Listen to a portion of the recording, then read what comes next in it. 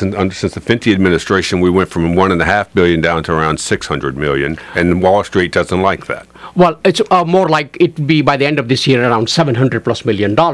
And Wall Street does not like that at all, because what it happens here, Tom, that we lose our liquidity. We don't have working capital. We are about a $6 billion local enterprise here, and in that $6 billion, what it means is that we need about $500 million a month to just run day to day.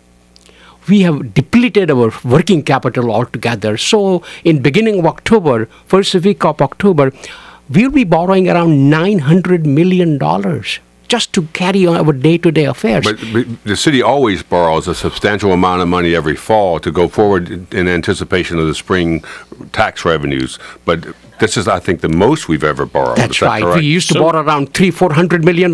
Now we talk about $900 million. So whose fault is this? I mean, you've been warning about this for years. I mean, you know, yes. if anyone were to caricature your performance in this office, it would be this is the guy who's always crying. This is, you know, terrible things are about to happen if we don't get our house in order.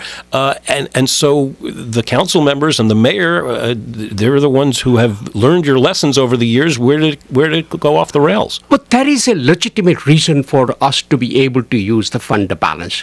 Imagine a family having economic troubles. The breadwinner lost the job. So at that time, you go to the saving account.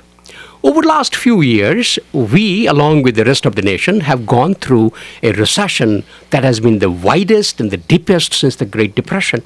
So it is all right to use the fund balance at that time. However, what this rating agencies, the financial markets look forward to is what are your plans to replenish those fund balance? As we look ahead for next 4 years in our 5-year plan, what we see here is that our fund balance roughly stays $700+ million. The fund balance has been cut in half, and the mayor proposed no additional ready money to the fund balance this year. The council had it up just like a measly, and I say measly because that's what it is, $26 million, and then they cut that back to 13. It just seems that there's no will to rebuild that balance, no matter what you've said. Well, the mayoral veto and the council decisions, we are going to add around $28 million, and you're right.